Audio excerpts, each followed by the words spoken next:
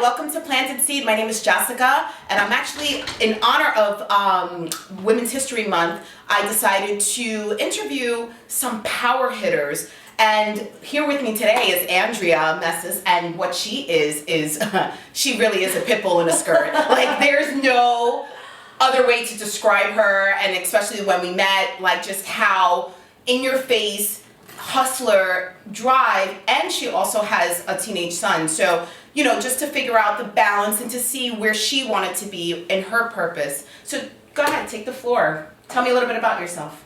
So I own two companies, a digital marketing company and a sales company, and also a construction consulting company, which is actually the largest Latina owned construction consulting company in New York City currently. Excellent, excellent. So is this something that you always wanted to do your whole life? No, I didn't want to do this at all. This was nowhere near what I ever wanted to do, but you know, because COVID, and it gave me the leap to, you know, to leave corporate America and to live on my own terms, which has been kind of amazing. With the entrepreneurship, got it. All right, so tell me a little bit about when you were in high school. So, you know, obviously Planted Seed, we are targeting teens, but you know, I want parents to see that we sit there, we really want to empower them, we really want to plant that seed and see either what direction in their career path, just for them to feel really happy and fulfilled in their life. So tell me a little bit about when you were in high school and, you know, how that was growing up. Well, see, I think the funniest thing, and I say it very often, is I always knew exactly what I wanted to be when I grew up. I wanted to be a private investigator. I wanted to be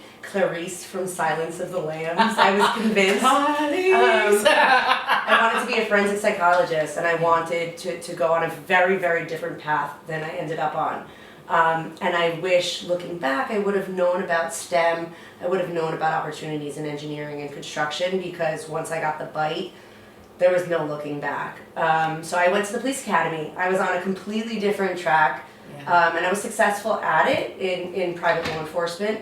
But once I ended up learning about construction and engineering, there was no turning back for me, and I've never been happier in my job satisfaction. Right. So I do suggest that children now learn more about what the real options are available. Right. Don't just try to follow in your father's footsteps. Right. Or do just like your mom did. Really dive in and figure out where your passion lies instead of just trying to repeat something from the generation before you. And also, like, the traditional, I feel like a lot of the traditional routes, it sometimes it doesn't work. And you know, kind of what a previous interview I did, you know, we were talking about plumbing. Like, plumbers make over like $200,000, $300,000 a year. I might have been the vice president of a plumbing company, so yes, I agree.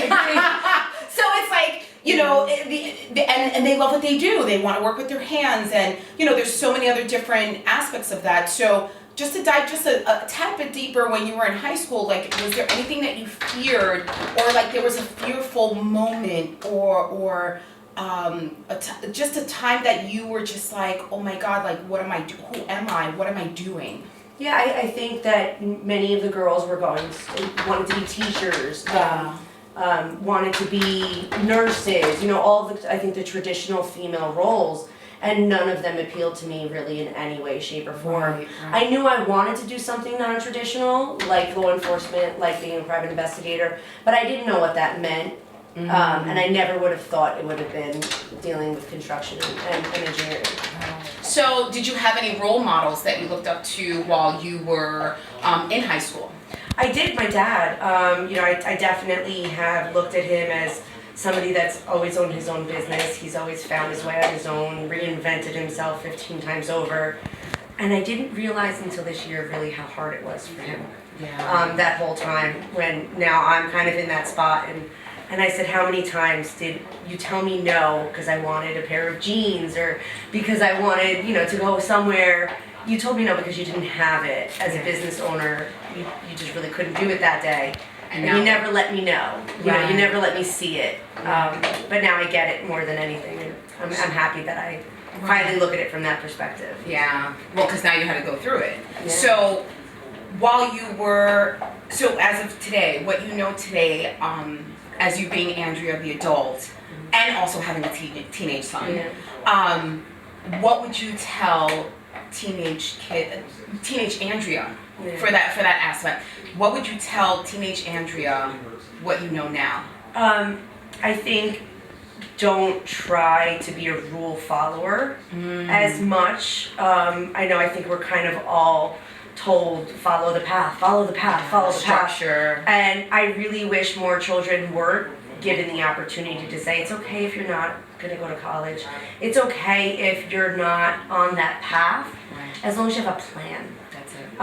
And that plan is something that you're picking because you feel it's going to be fulfilling. Yeah. It should be financially fulfilling. It should, they should find a job that is financially fulfilling and that has a strong, stable future.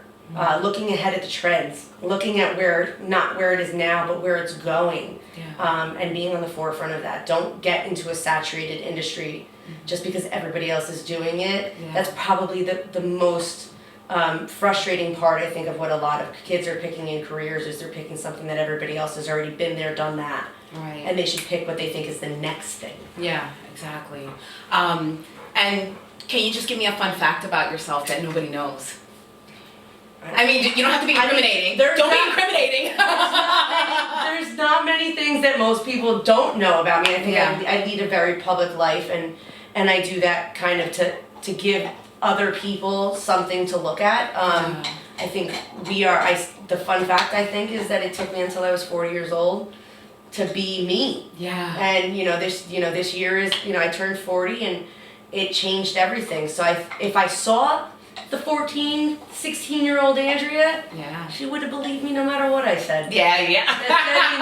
I could tell her whatever. She thought she knew everything. 22-year-old Andrea, she knew even more. Right. I think you gotta kind of figure it out through mistakes and through the wrong paths. Yeah, Right? Through the wasted time.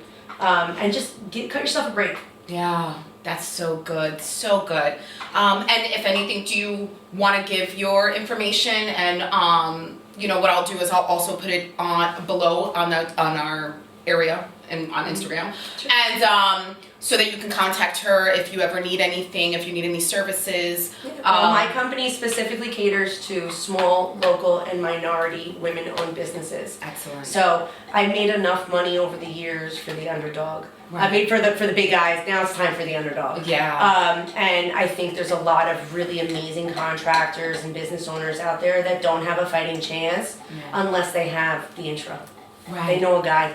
I'm the knows guy, that. I gotta be the guy. I wanna be the guy for the good guys. Not for the guys that are already rich and we're, the lucky genetics club, Yes. I wanna help people that really, this is their big break. To be in service. To give back and to pay it forward. So if there are contractors and people in real estate, engineering, I do a lot with charities that I think I can lend a hand for bringing in, big sponsors. And that's where I choose to spend my time and my effort. And anything that has anything to do with women in construction. Of course. I can't get enough of it. I can't. And it couldn't have been more perfect to do What's Your Story Wednesdays with Andrea. And I really want to thank everyone and thank you so much for being a part of this. Well, you yelled at me and told me I had no choice. No, you didn't have a choice.